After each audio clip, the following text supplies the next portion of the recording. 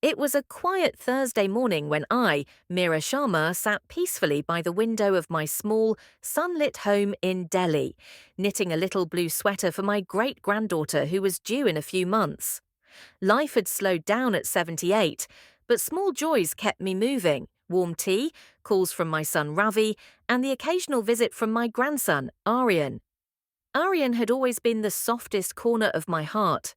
I raised him when his parents worked long hours, wiped his tears when he scraped his knees, and packed his favourite aloo parathas for school. So when he grew up and left for the US for his studies, a part of me had gone with him. But time, as it always does, built distance. Last week, unexpectedly, Aryan returned home after 5 years. I was overjoyed. I cleaned every corner of the house, made his favourite sweets, and even bought a new sari, something I hadn't done in years. He arrived with his fiancée, Maya. She was pretty, modern, polite, but distant. She barely looked at me, let alone talk. I ignored it, thinking it was just her being shy. That evening, over dinner, I served Aryan his childhood favourite, Rajma Chawal. He smiled, took a bite and said, "Tastes just like I remember, Daddy." Maya didn't touch hers. She whispered to Aryan in English, thinking I wouldn't understand. "She still cooks in ghee." This is so unhealthy. I heard it, I understood it, and I swallowed the pain. Over the next few days, they stayed in my house, but it didn't feel like home anymore. Maya criticized everything, from the furniture to the smell of agarbatti. Aryan remained quiet. I wondered if I had become irrelevant in my own home. Then came the night that broke me. I had gone to Aryan's room to give him some old childhood photos I had found. The door was slightly open. I heard Maya's voice again. "Why is she still living here? This isn't a hospice. We need our own space." Aryan responded quietly, "Just wait. I'll talk to her." Tears filled my eyes and my hands trembled.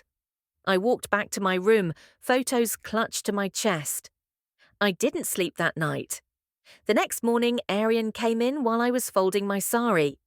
"Grandma?" he began. I turned gently. "Yes, beta?" He hesitated. "Maybe you should consider moving out. Maybe to one of those retirement communities. It'll be quieter for you, better." I looked at him, my grandson, the child I had raised, and I smiled, yes, smiled through the pain. "I understand," I said softly. "You want your life, you want space. I won't come in your way." He looked uncomfortable but relieved. "Thank you, Daddy." That evening, I packed a small bag. I had nowhere to go, but I had my pride. As I stepped outside with my suitcase, Aryan stood by the door, watching. I paused, turned back, and simply said, "Take care, beta.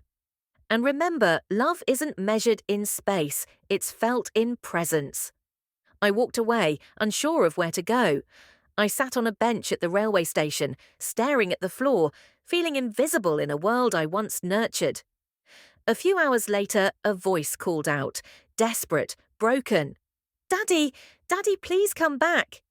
It was Aryan, running, breathless, with guilt in his eyes. He knelt before me. "I'm sorry, I don't know what came over me. I let someone else's comfort be more important than your love. You are my home, Daddy." I looked at him. For the first time in days, I saw my grandson again. Not a grown man shaped by someone else's values, but my little boy who once cried when he lost his toy. "I thought I lost you," I whispered. He took my bag. "Never again. You're coming home." Back at the house, Maya was gone. Not forever, but for space. Aryan made a choice. He told me he wasn't going to build a future by erasing his past. In the following days, he did something I never expected. He built me a room upstairs, filled with light, warmth, and all my favourite books. Maya returned weeks later, more respectful, more aware. We started again, this time not as strangers, but as women of two generations trying to understand each other. And me, I continued knitting sweaters, making sweets, and praying each morning, but now with a heart full of peace. Because sometimes love forgets, but it also remembers, and when it does, it heals.